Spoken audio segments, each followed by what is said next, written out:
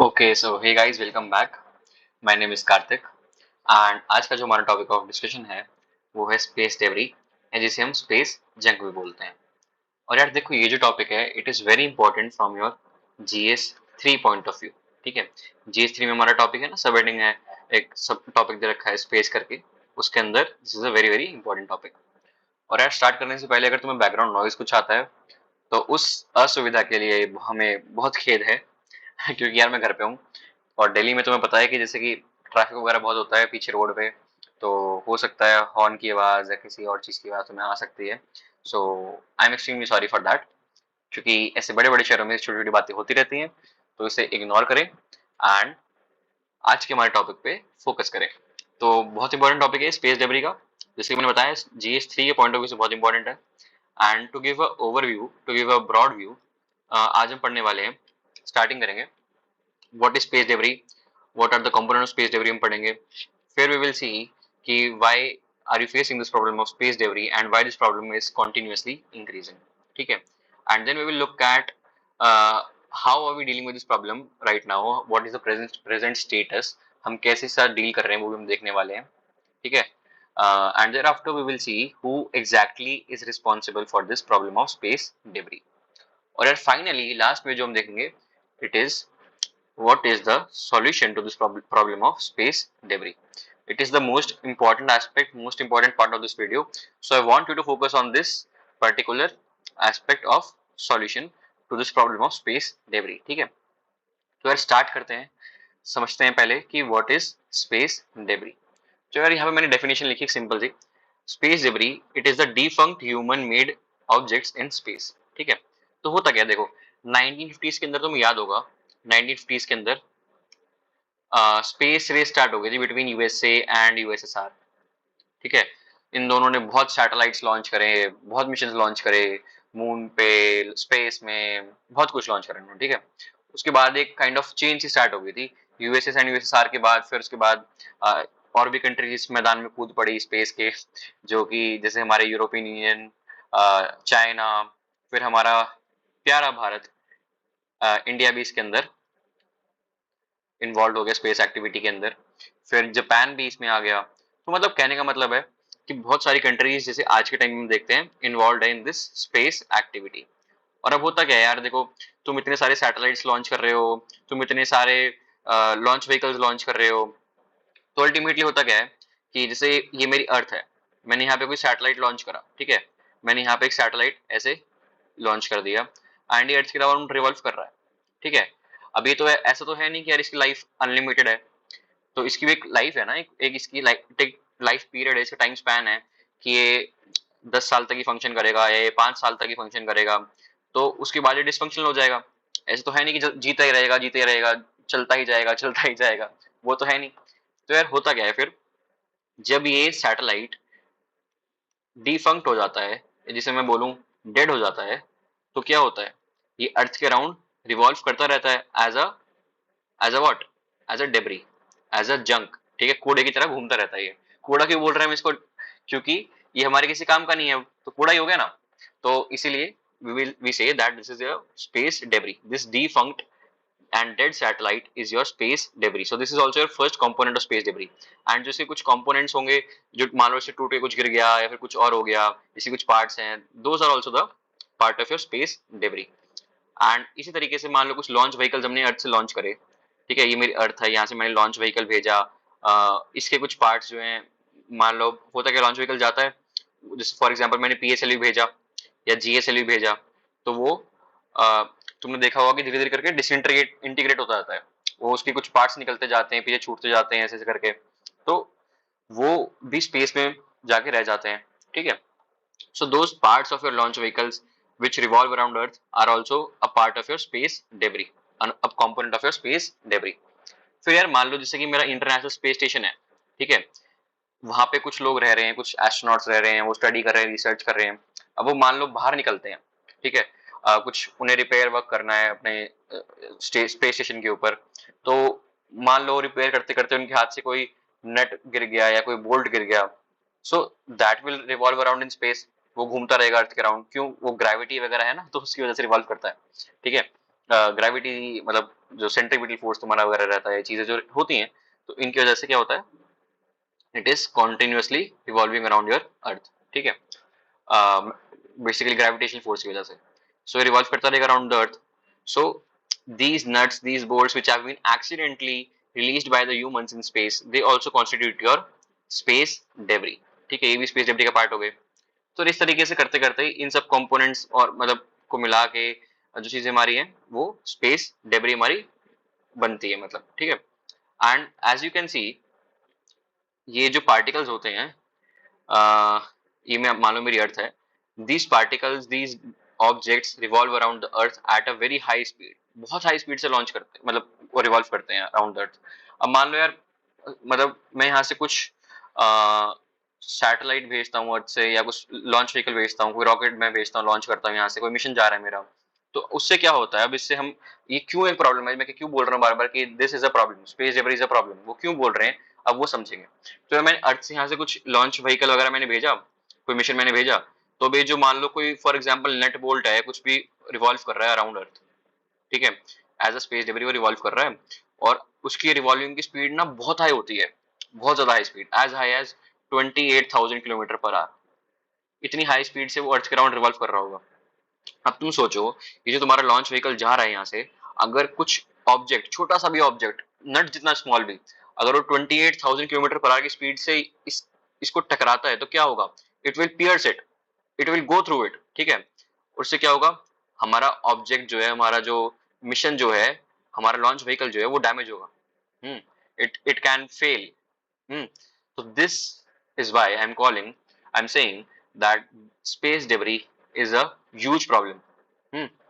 तो अब in the first place यार प्रॉब्लम बनी कैसे, एक प्रॉब्लम पनपी कैसे, ठीक है।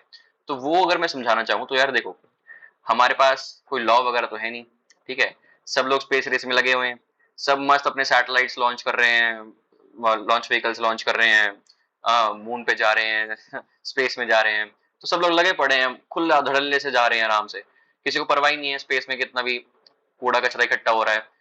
वो चला गया स्पेस में तो उन्हें लगता है कि भाई स्पेस तुम्हारे बाप की जागीर है, घूमता रहेगा स्पेस में, ठीक है। तो इसीलिए this space debris is continuously increasing because of this indiscriminate launch of satellites, this indiscriminate launch of your launch vehicles and missions and etc. तो इसीलिए हम देखते हैं, तो हम समझते हैं थोड़ा और डिटेल के अंदर कि why is this problem continuously growing।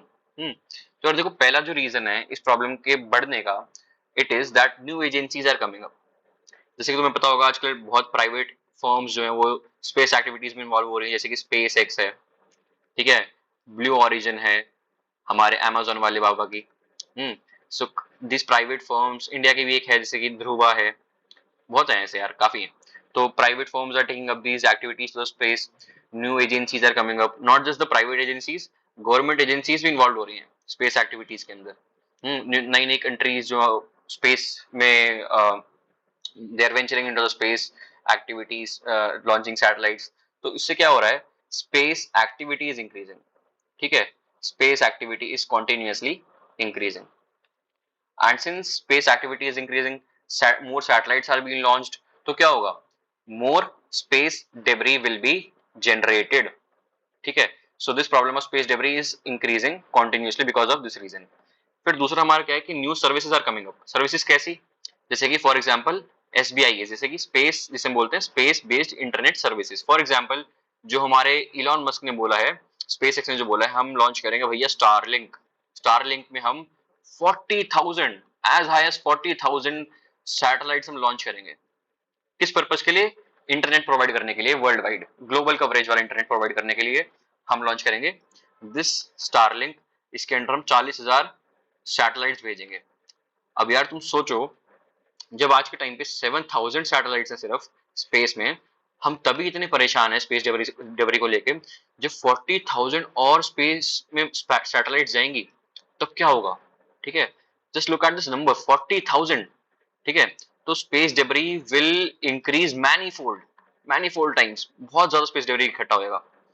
और ये एक और रीजन हो गया, न्यू एजेंसीज मैंने बताया, न्यू सर्विसेज कमिंग अप। फिर यार एक रीजन है केस्लर सिंड्रोम। अब केस्लर सिंड्रोम क्या चीज है, तो यार केसलर एक साइंटिस्ट थे, उन्होंने बोला कि यार स्पेस में दो ऑब्जेक्ट्स रिवॉल्व कर रहे हैं, when they collide they will collide and they will form more particles, more objects. वो जब कोलाइड करेंगे टूट जाएंगे ना, आपस में टकराए, उनके कुछ पार्ट्स ब्रेकअप हो गए, कुछ पार्ट्स निकल गए, ठीक है। So they will form more space objects, more debris. अब ये मान लो दो ऑब्जेक्ट्स थे, वो जब टकराए तो यहाँ पे चार ऑब्जेक्ट्स बन गए, पांच बन गए, छह बन गए मान लो। तो ये क्या होगा, ये स्पेस डेबरी हमारा बढ़ रहा है। So this is what Kessler said. Kessler ने बेसिकली यही बोला था कि number of space debris will always continue to increase, continue to increase, ये बोला था हमारे केसलर जी ने। तो यही एक रीजन है कि जब स्पेस में जो ये ऑब्जेक्ट्स कोलाइड करेंगे आपस में, because of this collision the space debris will continuously increase. Okay, फिर जो हमारा नेक्स्ट पॉइंट है कि यार हमारे पास, जैसे मैंने बताया था, कोई स्पेस ट्रैफिक लॉ नहीं है, कोई ग्लोबल स्पेस ट्रैफिक लॉ नहीं है, ठीक है। मैंने जैसे बोला था ना कि भी सब लोग समझते हैं कि स्पेस तुम्हारे बाप की जागीर है, लॉन्च करते रहो, किसी को फर्क नहीं पड़ता, स्पेस में डेबरी इकट्ठा हो रहा है, होने दो। हाँ, कोई चेक करने वाला ही नहीं है, कोई अकाउंटेबिलिटी नहीं किसी भी कंट्री की। तो उससे क्या है, सब लोग लगे पड़े हैं आराम से मस्त सैटेलाइट लॉन्च करने में, ऑब्जेक्ट्स लॉन्च करने में। तो उससे क्या हो रहा है, स्पेस डेबरी बढ़ता जा रहा है, ये भी एक रीजन है। फिर यार एक जो रीजन है वो है ए सैट वेपन्स या ए सैट टेस्ट जिसे हम बोलते हैं। ए सैट क्या है, एंटी सैटेलाइट। जैसे कि मान लो इंडिया ने 2019 में लॉन्च करा था मिशन शक्ति। मिशन शक्ति में हमने ये ए सैट परफॉर्म करा था, एंटी सैटेलाइट टेस्ट। इसमें क्या होता है, इसमें होता है देखो कि ये फॉर एग्जांपल, ये यहाँ पे एक मिसाइल है मेरी, ये मिसाइल जाके हमने हिट कर देते हैं सैटेलाइट के अंदर। पर्पस क्या है इसका, सैटेलाइट मैंने इसमें दे के मारी, सॉरी क्या बोल रहा हूँ, ये मिसाइल मैंने दे के मारी सैटेलाइट के अंदर, ये सैटेलाइट बहुत सारे पीसेस में टूट गया, ठीक है, काफी सारा स्पेस डेबरी जनरेट हो गया इसकी वजह से। तो हम ऐसा कर क्यों रहे हैं, हम ये एसैट मिशन परफॉर्म करते हैं टू शो आर कैपेबिलिटी कि हम स्पेस में कोई ऑब्जेक्ट है हम उसको भी गिरा सकते हैं, ठीक है। फॉर एग्जाम्पल मैं चाइना को डेमोन्स्ट्रेट करना चाहता हूँ, चाइना को बताना चाहता हूँ कि अगर तुमने मेरी कंट्री के ऊपर कोई सैटेलाइट वगैरह घुमाया, ठीक है, मेरे ऊपर सर्वेलेंस करने की कोशिश करी, तो मैं मिसाइल मार के तुम्हारा सैटेलाइट गिरा दूंगा। तो ऐसे टेस्ट की वजह से भी स्पेस डेबरी जनरेट हो रहा है। जैसे कि मैंने बताया इंडियन 2019 में मिशन शक्ति लॉन्च करा था, ये टेस्ट कंडक्ट करा था इस मिशन के अंदर। तो इन सब चीजों की वजह से हमारा स्पेस डेबरी कॉन्टिन्यूसली बढ़ता जा रहा है, ठीक है। अब यार थोड़ा साफ कर लेते हैं, बहुत भर दिया मैंने, सॉरी। सो नेक्स्ट जो चीज है, अब हम ये देखते हैं कि यार अब ये स्पेस डेबरी इतना सारा है अगर स्पेस के अंदर, तो हम कैसे चंद्रयान जैसे मिशंस, मंगलयान जैसे मिशंस एंड गगनयान भी हम लॉन्च करेंगे आगे फ्यूचर में, कैसे कर पा रहे हैं सब कुछ। अगर इतना सारा, सर आपने बोला कि इतने सारे जो पार्टिकल्स हैं, ये इतने सारे ऑब्जेक्ट्स जो स्पेस में कंटिन्यूअसली रिवॉल्व कर रहे हैं एज अ स्पेस डेबरी, तो ये कैसे हमारे जो लॉन्च व्हीकल्स हम भेज रहे हैं, सैटेलाइट जो भेज रहे हैं, उनको कैसे हिट नहीं कर रहे हैं, ऐसा क्यों हो पा रहा है। It is because of space situational awareness, because of space situational awareness. So what is space situational awareness? It is basically, space situational awareness is basically generating awareness about the position, generating awareness about the position and motion of space objects. तो हम क्या करते हैं, हम position क्या है space objects की, जो इनका मोशन क्या है, किस डायरेक्शन में रिवॉल्व कर रहे हैं, क्या इनकी ट्रैजेक्टरी है, वो हम पता लगाते हैं। और फिर हम कोलिजन अवॉइडेंस मैन्यूवर परफॉर्म करते हैं। यानी कि मान लो ये स्पेस ऑब्जेक्ट्स यहाँ से आ रहा है, स्पेस डेबरी यहाँ से आ रहा है, ये मेरा सैटेलाइट जो था, जो मेरा लॉन्च व्हीकल था, वो जा रहा है इस तरीके से। अब मुझे पता लग गया कि यार ये ना, ये ऐसे हिट करने वाला है मेरे ऑब्जेक्ट को, तो मैं क्या करूंगा, मैं इसका कोर्स बदल दूंगा, डायरेक्शन बदल दूंगा, मैं इसको किसी और डायरेक्शन में ले जाऊंगा जिससे ये कोलिजन बच जाएगा। तो इसे हम बोलते हैं कोलिजन अवॉइडेंस मैन्यूवर, ठीक है। तो हम स्पेस सिचुएशन अवेयरनेस जनरेट करते हैं और उसके थ्रू फिर हम उसके बाद फिर हम कोलिजन अवॉइडेंस मैन्यूवर परफॉर्म करते हैं। अब बात यह है कि स्पेस सिचुएशनल अवेयरनेस हम जनरेट कैसे करते हैं, ठीक है। ये हम जनरेट करते हैं थ्रू रेडार एंटीनास, ठीक है। अर्थ पे हमने बहुत सारे रेडार्स इंस्टॉल कर रखे हैं, उनके through using the technique of echolocation, जो कि बैट्स यूज करते हैं ना, बैट्स क्या करते हैं, अपने प्रे को ढूंढने के लिए साउंड वेव्स भेजते हैं, फिर वो साउंड वेव वापस आती है, उसमें पता लगता है, बैट को पता लगता है कि यार ये प्रे इतनी दूर है, 1.5 डिस्टेंस दूर है प्रे, ठीक है। तो यही टेक्नोलॉजी हम यूज करते हैं रेडार एंटीना के अंदर इकोलोकेशन की to find out how far is a space object, how far is the space debris, कहीं ये मेरे लॉन्च व्हीकल को हिट तो नहीं कर देगा। ये पता लगाते हैं हम using radar antennas. Radar antennas के अंदर कौन सी टेक्नोलॉजीज होती है, इको लोकेशन। ठीक है, तो इस पर्पस के लिए हमने, जैसे मैंने बताया, बहुत सारे रेडार एंटीनाज इंस्टॉल कर रखे हैं। और अगर मैं इंडिया स्पेसिफिक बात करूं तो यार इंडिया के अंदर ना एक हमारा एक असेंबली है ऑफ दीज रेडार एंटीनाज, एक पूरी असेंबली हमने, एक पूरा नेटवर्क हमने क्रिएट कर रखा है ऑफ दीज रेडार एंटीनाज, जिसको हम बोलते हैं नेत्रा। नेत्रा की फुल फॉर्म क्या है? नेत्रा की फुल फॉर्म है network for space objects tracking and analysis. Network for space objects tracking and analysis, ठीक है, दैट इज योर नेत्रा। तो मैंने बताया कि it is basically an assembly, a network of your radar antennas in India. So ये क्या करते हैं, Netra basically performs your space situational awareness activities, जिसको हम यूज करके कोलिजन अवॉइडेंस मैन्यूवर परफॉर्म कर सकते हैं, जिससे कि हमारा कोलिजन बच जाता है, हमारा जो लॉन्च व्हीकल है उसका एक्सीडेंट नहीं होता, ठीक है, वो सेफ रहता है। सो अब इसी इसी पर्पस के लिए रिसेंटली गवर्नमेंट ने IS4OM ये भी लॉन्च करा था। अब भैया ये क्या चीज है IS4OM? तो इसकी फुल फॉर्म है, देखो, ISRO system for safe and sustainable space operations and management. ठीक है, बड़ी है ना काफी। दोबारा बोलता हूँ, देखो एस इसमें 4 बार आ रहा है, इसरो, ठीक है, फिर एस सब 4 बार कैसे आएगा, ISRO system for safe and sustainable space, 4 बार आ गया ना S, ISRO system for safe and sustainable space operations and management, operations and management, ठीक है। तो ये है हमारा इस 4M। अब इसका पर्पस क्या है, इसका पर्पस यही है basically to coordinate space situational awareness activities with various stakeholders in the space. ये इसका पर्पस है कि काफी सारे स्पेस जो स्टेक होल्डर्स हैं उनके साथ कोऑर्डिनेट करते हैं हम स्पेस सिचुएशनल अवेयरनेस एक्टिविटीज को, ठीक है। ये इसका मेन पर्पस है। और ये जो कहाँ पे इसको मतलब इस कहाँ पे इसको कॉन्स्टिट्यूट करा गया है, कौन सी जगह में, वो है बेंगलुरु। बेंगलुरु में इसका ऑफिस है, इसका हेडक्वार्टर है इस 4M का, ठीक है, IS4OM। तो मैंने फुल फॉर्म बता दी तुम्हें, फिर से रिपीट कर देता हूँ, ISRO system for safe and sustainable space operation and management. तो all these forms are part of space situational awareness in India. We use this network of Netra and this IS4OM to generate space situational awareness and perform collision avoidance maneuver, ठीक है। ये हमने देख लिया, ये present status है, इस तरीके से हम बचते हैं। तो अब जो नेक्स्ट पॉइंट है, that is who exactly is responsible for this space junk, किसका कितना कंट्रीब्यूशन है, ठीक है। ये 2022 का डेटा यहाँ पे इसमें दे रखा है स्टैटिस्टिया का। तो इसमें बताया गया कि रशिया जो है, Russia is a major contributor to your space debris. फिर यूएस से भी एक बहुत बड़ा कंट्रीब्यूटर है, चाइना भी है, फिर फ्रांस है, फिर जापान है, फिर इंडिया। देखो इंडिया कितने नीचे है, ठीक है, इंडिया कितनी नीचे है, यहाँ पे इंडिया है। तो इंडिया तो इनके कंपैरिजन में कुछ भी नहीं है। तो सबसे ज्यादा शेयर किसका है इसके अंदर स्पेस डेब्री में, यूएसएसआर, मतलब सॉरी अब तो रशिया हो गया है। तो इसमें सबसे ज्यादा कंट्रीब्यूशन किसका है, रशिया का कंट्रीब्यूशन है, ठीक है, यूएसए का कंट्रीब्यूशन है, रशिया, यूएसए, चाइना, फ्रांस, इन सब कंट्रीज का है। तो ये मेजर कंट्रीज हैं जो कि कंट्रीब्यूट कर रही है स्पेस जंग को। अच्छा, तो यार अब मैंने जो बताया था तुम्हें स्पेस, चलो आगे चलते हैं। जो हमारा नेक्स्ट पॉइंट ऑफ फोकस है, जो मैंने बताया सबसे इंपॉर्टेंट पॉइंट है, जो मैं चाहता हूँ तुम लोग ध्यान से सुनो, वो है स्पेस डेब्री रिमूवल। सॉल्यूशंस में क्या है, सबसे पहला पॉइंट स्पेस डेब्री रिमूवल। अच्छा, मतलब कहने का मतलब ये है कि हम इस स्पेस डेब्री को कैसे हटाएं, अब क्या सॉल्यूशन है इस प्रॉब्लम से डील करने का, मैं कैसे इस स्पेस डेब्री को हटा सकता हूँ, कैसे इसको घटा सकता हूँ, क्या करूँ मैं इससे डील करने के लिए। तो यार सबसे पहला पॉइंट यही है, स्पेस डेब्री रिमूवल, SDR।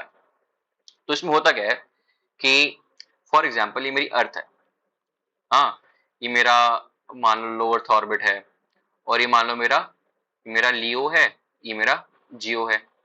लो earth orbit, geostationary orbit, ठीक है। तो यहाँ पे मान लो बहुत सारा इस तरीके से सैटेलाइट्स वगैरह हैं, कुछ पार्टिकल्स वगैरह हैं, और कुछ मान लो ये GEO के अंदर इधर है। तो अब हम क्या करते हैं, वी बेसिकली सेंड, मतलब वी आर प्लानिंग, अभी करा नहीं किसी ने, ठीक है, we are just planning to send missions to the space, जिसमें हम क्या करेंगे कि यूजिंग नेट्स, यूजिंग हुक्स, जैसे हम मछली पकड़ते हैं ना उस तरीके से, हम मछली जैसे पकड़ते हैं उस तरीके से हम इसको पकड़ेंगे और इसको यहाँ पे शिफ्ट कर देंगे।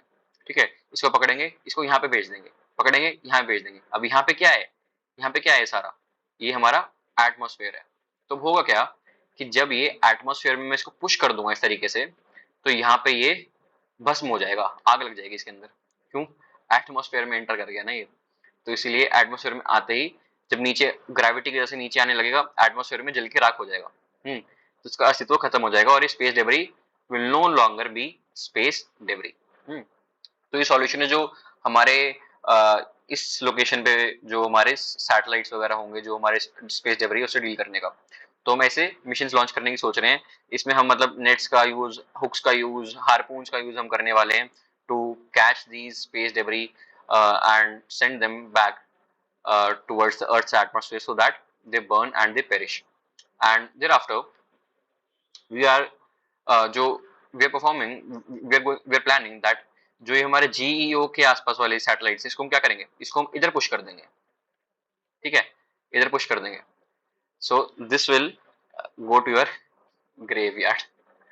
ठीक है, इनको हमने जला के भस्म कर दिया, इनको हमने दफना के भस्म कर दिया। ठीक है, यहाँ पे पुश कर दिया, इसके बाद ये अर्थ की इन्फ्लुएंस से बाहर निकल गए। क्योंकि जीईओ जो होता है तुम्हें पता होगा, GEO is your last functional orbit of earth. ये लास्ट ऑर्बिट है, इसके बाद अर्थ का कोई ऑर्बिट नहीं होता। तो इसके मैंने बाहर पुश कर दिया, it will never enter your earth back again.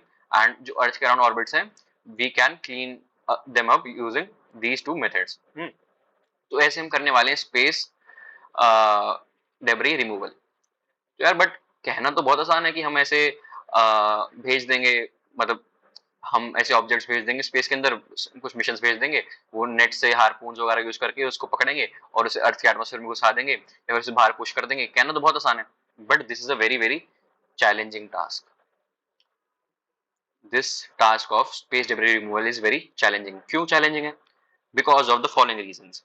पहला तो रीजन ये है कि यार देखो, ये बहुत कॉस्ट इंटेंसिव है, बहुत हाई कॉस्ट वाला प्रोजेक्ट है ये। स्पेस में एक ऑब्जेक्ट को भेजना, फिर अब मान लो वो जो स्पेस डेब्री अर्थ के अराउंड अर्थ के अराउंड रिवॉल्व कर रहा है, पहले तुम उसकी स्पीड मैच करोगे, साइड में उसके लगाओगे ना, गाड़ी साइड में लगाते हैं ऐसे, गाड़ी साइड में लगाओगे, फिर उसको पकड़ोगे, फिर उसको धक्का दोगे। ठीक है, तो ऐसी टेक्नोलॉजी को डेवलप करना बहुत मुश्किल है। It is a very costly thing, cost intensive है काफी। फिर दूसरी चीज, जैसे कि मैंने बताया कि कितना कॉम्प्लेक्स है, तुम्हें पता लग रहा है कि this is a very technologically sophisticated project. Technology sophistication, ये हमारा सेकंड चैलेंज है कि ऐसी टेक्नोलॉजी डेवलप करना is very very very difficult. तो technology sophistication is a second problem. फिर थर्ड जो प्रॉब्लम हम फेस करते हैं, थर्ड जो चैलेंज इसमें फेस करते हैं, दैट इज स्ट्रैटेजिक चैलेंज। ठीक है, स्ट्रैटेजिक चैलेंज। अब स्ट्रैटेजिक चैलेंज क्या है? अब ये जो SDR का जो टूल है, this space debris removal tool, it can also be used as a tool of offence, as a tool of offence. अब मान लो इंडिया ने डेवलप करा एक स्पेस डेब्री रिमूवल टूल। ठीक है, वो मैंने स्पेस में भेजा। अब भैया मुझे वहां पे दिख गया पड़ोसी मुल्क का सैटेलाइट। ठीक है, पाकिस्तान का सैटेलाइट दिख गया मुझे वहां पे। अब मेरा मन करेगा यार इसको पकड़ के नीचे ले आते हैं। ठीक है तो it can be used as a tool of offence. तो ये हो गया स्ट्रैटेजिक चैलेंज। फिर फोर्थ जो चैलेंज है, it is your political challenge. अब पॉलिटिकल चैलेंज क्या है? पॉलिटिकल चैलेंज ये है कि भैया रिस्पॉन्सिबिलिटी कौन ले। ठीक है, कौन इस बैल को बांधेगा who will tame this evil, who will tame this giant of space delivery removal. क्योंकि इतना कॉस्ट इंटेंसिव है, इतना टेक्नोलॉजिकली सोफिस्टिकेटेड प्रोजेक्ट है, स्ट्रैटेजिक चैलेंजेस है इसके अंदर, कौन कौन अपने गले में इसका फंदा लेगा? तो सिंपल सी बात है, किसको करना चाहिए भैया? जिसने कंट्रीब्यूट करा इतना स्पेस डिलीवरी में, उसको रिस्पॉन्सिबिलिटी भी उठानी चाहिए। ठीक है, पॉल्यूटर टू पे प्रिंसिपल जिसे हम बोलते हैं, पॉल्यूटर टू पे प्रिंसिपल। जिसे मैं बोलता हूँ, हम ये भी बोलते हैं CBDR, your combined, sorry combined common but differentiated responsibility. जिसने जितना पूरा फैलाया है, जिसने जितना कचरा फैलाया है, उसको समेटेगा। सिंपल सी बात है। तो इस प्रिंसिपल की बेसिस पे हमें एक लॉ लेके आना चाहिए to remove space debris, to perform space debris removal. ठीक है, तो we need this law based on the principle of CBDR और पॉल्यूटर टू पे प्रिंसिपल। और एक बारी लॉ बन जाता है ना, एक बारी एक्टिविटी लीगल हो गई, कमर्शियल हो गई, उसके बाद क्या होगा, बहुत सारे प्राइवेट कंपनीज इस फील्ड में आएंगे। ठीक है, this will open up like a new domain, it will open up a new domain of what, domain for generating revenue, revenue generate करने के लिए, क्योंकि सबको एक नया एक्टिविटी मिल गई ना कि भैया, अब मैं फॉर एग्जांपल यूएसए को बोल देता हूँ कि यूएसए, हम इंडिया वाले हैं, हमने ना स्पेस डेब्रिस रिमूवल का टूल बनाया है, अगर तुम चाहते हो कि मैं तुम्हारा तुम्हारा जो स्पेस डेब्रिस को हटाऊं, इसको साफ करूं, तो तुम मुझे इतने पैसे दो, ठीक है, और मैं तुम्हारा ये जो डेब्री है ये हटा दूंगा। तो इस तरीके से this will become your a good source for generating revenue, a new domain for generating revenue। तो एक कमर्शियल एक्टिविटी बन जाएगी ना फिर ये भी, तो ये भी एक चीज है। फिर यार देखो, एक सेकंड थोड़ा साफ कर लेते हैं। अब स्पेस डेब्रिस रिमूवल मैंने बताया कि इतनी टेक्नोलॉजिकली सोफिस्टिकेटेड है, इतनी कॉस्ट इंटेंसिव है, तो क्या ये हो रहा है या नहीं हो रहा? तो इसका जवाब है कि ये हो रहा है। कौन कौन डेवलप कर रहा है इन टूल्स को, स्पेस डेब्री रिमूवल टूल्स को? तो जैसे कि फॉर एग्जांपल एस्ट्रोस्केल करके एक प्राइवेट कंपनी है, एस्ट्रोस्केल करके एक प्राइवेट जापानीज कंपनी है, जो कि वर्ल्ड का पहला space debris removal mission launch करने वाली है 2024 में या 25 में वो लॉन्च करेंगे। ठीक है, जिसका नाम होगा क्या, क्या नाम होगा उस मिशन का? एस्ट्रोस्केल जो मिशन लॉन्च करेगा स्पेस डेब्रिस रिमूवल के लिए, उसका नाम होगा एल्सा। ठीक है, end of life service Astroscale, Astroscale इस कंपनी का नाम, end of life service mission. ठीक है, तो ये मिशन लॉन्च करने की सोच रहे हैं एस्ट्रोस्केल वाले, फिर इस पर्पज के लिए, स्पेस डेब्रिस रिमूवल के लिए।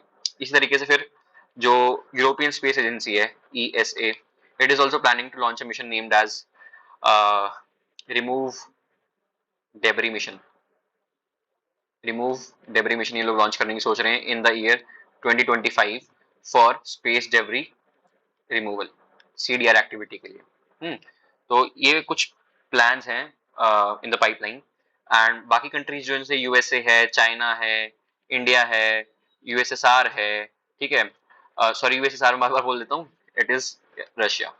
ठीक है, ये कंट्रीज भी क्या कर रही हैं, they are also working on this this path of space debris removal। ये भी टेक्नोलॉजी डेवलप कर रहे हैं धीरे धीरे, इनफैंट स्टेज के अंदर हैं ये लोग भी। तो ये हो गया एक और एस्पेक्ट, एक और मतलब एक सॉल्यूशन, सबसे मेन जो इंपॉर्टेंट सॉल्यूशन इस पे काम चल रहा है। फिर दूसरा सॉल्यूशन जो है वो है सस्टेनेबल लॉन्चेस। मतलब देखो यार, जैसे अभी हमारी इसरो जो है वो लॉन्च करती है स्पेस मिशन, वो क्या करती है, वो अराउंड 300 किलोमीटर के आसपास अपना सैटेलाइट प्लेस करती है। तो क्या होता है ना, 300 किलोमीटर के आसपास जब वो डिफंक्ट हो जाता है, तो वो अपने आप विद इन 30 डेज अर्थ के एटमोस्फेयर में एंटर कर जाता है और वो जल के राख हो जाता है। ठीक है, तो this is what we call sustainable launches, कि कूड़ा भी इकट्ठा नहीं हुआ और पर्पस भी फुलफिल हो गया। अच्छा यार, एक चीज और है कि मैं बोल रहा हूँ सॉल्यूशंस पे आया है, तो उससे पहले मुझे चीज बतानी चाहिए तुम्हें कि हम ऐसा क्यों नहीं करते कि हम सैटेलाइट्स का जो लॉन्च है, जो लॉन्च व्हीकल जो हम भेज रहे हैं इन स्पेस मिशन को हम बंद कर दें? क्यों? क्योंकि solution is not sending more, solution is removing more। ठीक है, that's why space debris removal, because we understand how important are these activities, how relevant are these activities of like earth observation satellites, how important are these for disaster management purposes, navigation purposes, GPS में जो use होता है। so we understand how important these technologies are, इसीलिए हम बोलते हैं कि हम ये सॉल्यूशन नहीं है कि हम लॉन्च कम करें, लॉन्च हमें करना पड़ेगा for the sake of humanity, for the sake of development, but the development needs to be sustainable। We need to clear this mess we are creating in the outer space called as space debris और space junk। ठीक है, तो वो एक point था। So space debris removal की बात हमने करी, सस्टेनेबल लॉन्चेस की हमने बात करी, और सस्टेनेबल लॉन्चेस में ही जो इंडिया जो ये करता है ना, इसरो जो ये चीज करता है, इसको नाम दिया गया है इसको इंडिया ने बोला है, क्या बोला था इंडिया ने इसको? इंडिया ने इसको बोला स्वच्छ अंतरिक्ष अभियान, स्वच्छ अंतरिक्ष अभियान इसको बोला जाता है। कि हम जैसे स्वच्छ भारत अभियान है ना, वैसे ही अंतरिक्ष में स्वच्छ अंतरिक्ष अभियान, सस्टेनेबल लॉन्चेस हम करेंगे जिससे कि स्पेस डेब्री इकट्ठा नहीं होगा, ठीक है। दैट्स योर स्वच्छ अंतरिक्ष अभियान। फिर फाइनली एज आई सेड, ये पॉइंट मैं बार बार रिपीट करता रहता हूँ और अब मैं पता नहीं कितनी बार रिपीट कर चुका हूँ इस पॉइंट को, but we need a global treaty to tackle this problem of space debris, ठीक है। वी हैव डिस्कस दिस, हमें एक ट्रीटी की जरूरत है बेस्ड ऑन सीबीडीआर, ठीक है, या फिर polluted to pay principle. So we need this global law और ग्लोबल ट्रीटी, ओके। सो हमने अब क्या क्या डिस्कस कर लिया है, देखो डिटेल में हमने डिस्कस कर लिया what is space debris, components फिर हमने देखे क्या क्या थे, डिफंक्ट सैटेलाइट्स, फिर हमने देखा कि भैया जो नट बोल्ट्स वगैरह एक्सीडेंटली रिलीज हो गए स्पेस के अंदर, दैट इज ऑल्सो पार्ट। फिर लॉन्च व्हीकल्स के जो पार्ट्स हैं, that is all space debris. And why are you facing this problem? Because of new agencies coming up, new services coming up, ASAT missions being performed, जो anti satellite test है। फिर Kessler syndrome का भी एक reason है कि आपस में कोलाइड करेंगे ऑब्जेक्ट्स स्पेस के अंदर, तो more and more space debris will be generated, ठीक है। फिर हमने देखा हम कैसे डील कर रहे हैं इसके साथ, थ्रू स्पेस सिचुएशनल अवेयरनेस। फिलहाल के लिए हम स्पेस सिचुएशनल अवेयरनेस पर भरोसा रखते हैं, इस पे हम निर्भर हैं to perform collision avoidance manoeuvre, जो टक्कर होने से रोकते हैं हम स्पेस के अंदर यूजिंग दिस SSA, ठीक है। एंड इस पर्पज के लिए इंडिया के अंदर क्या क्या इंस्टॉल करा गया है? Netra, a network of your radar antennas to generate space situational awareness, and IS4OM to coordinate your space situational awareness activities between different stakeholders. फिर हमने देखा कौन रिस्पॉन्सिबल है, मेनली जैसे कंट्रीज हैं USA, Russia, these countries are majorly responsible for your generation of space debris. And India का हमने देखा कितना कितना कम डेब्री से इंडिया जनरेट करता है इसके अंदर। फिर हमने सॉल्यूशंस की बात करी, स्पेस डेब्री रिमूवल की बात हमने करी यहाँ पे सबसे पहला सॉल्यूशन। इसमें हमने मिशंस देखे जो एस्ट्रोस्केल लॉन्च करने वाला है, फिर यूरोपियन स्पेस एजेंसी जो है वो रिमूव डेब्री मिशन लॉन्च करने वाली, वो हमने देखा। फिर हमने बात करी कि हमें एक लॉ की जरूरत है जो कि सीबीडीआर के ऊपर बेस्ड होगा, ठीक है। फिर लास्टली हमने ये भी देखा था सस्टेनेबल लॉन्चेस, जो स्वच्छ अंतरिक्ष अभियान इसरो का है, इसके अंदर हम अराउंड 300 किलोमीटर के आसपास सैटेलाइट को भेजते हैं और वो सैटेलाइट डिफंक्ट होने के बाद विद इन 30 डेज अर्थ के एटमॉस्फेयर में एंटर कर जाता है, and it burns and it perishes and it no longer contributes to your space debris. So we have discussed every aspect of this topic, what, why, how are we dealing with this, who is responsible for this, and what is the solution of this. और यार and में तुम ये देखो 1957 के अंदर बिल्कुल साफ था हमारा अर्थ के राउंड, ठीक है, कोई कचरा नहीं था। फिर 2005 में देखो, 2018 में देखो, और 2030 में कुछ ऐसा अनुमान करा जा रहा है। अभी मैंने बताया था ना 7000 सैटेलाइट्स थी, अब मान लो वो स्पेस स्टारलिंक हो गया, सब कुछ हो गया, इन सब रीजन की वजह से बहुत सारी सैटेलाइट्स और लॉन्च होगी, स्पेस डेब्री बढ़ता जाएगा, तो ऐसा कुछ हालत हो जाएगी हमारी अर्थ के बाहर, ठीक है। So we need to tackle this problem. And ये जो नंबर है, वैसे फिलहाल आज आज के टाइम पे भी this number of space debris runs into millions, millions के अंदर स्पेस डेब्री जो है मिलियंस के अंदर है भैया, छोटे छोटे ऑब्जेक्ट्स से लेकर बड़े बड़े ऑब्जेक्ट्स तक मिलियंस के अंदर है। एंड एज पर नासा के हिसाब से this number is as high as 25,000 for objects which are more than 10 centimetre in size, और जो 10 सेंटीमीटर छोटे हैं वो तो मिलियंस में, ठीक है। तो इसीलिए बहुत इंपॉर्टेंट है कि हम इस प्रॉब्लम ऑफ स्पेस डेब्री को केटर करें। हाँ, ये जो सॉल्यूशंस है इनको इम्प्लीमेंट करें, सस्टेनेबल लॉन्चेस करें, स्पेस डेब्री रिमूवल मिशन से लेके आए, और जो लॉ है वो फॉर्मुलेट करें। So that is the need of the hour. And I hope मैंने टॉपिक बहुत क्लियर कर दिया होगा, हमने सब कुछ हेड टू टो डिस्कस कर लिया है। So I hope that you like this video, थोड़ी सी लंबी है बट कॉम्प्रिहेंसिव है, सो आई होप तुम्हें मजा आया होगा। And thank you for watching, that's it for today. Okay, tata bye bye, खुश रहो भाई, मजे करो।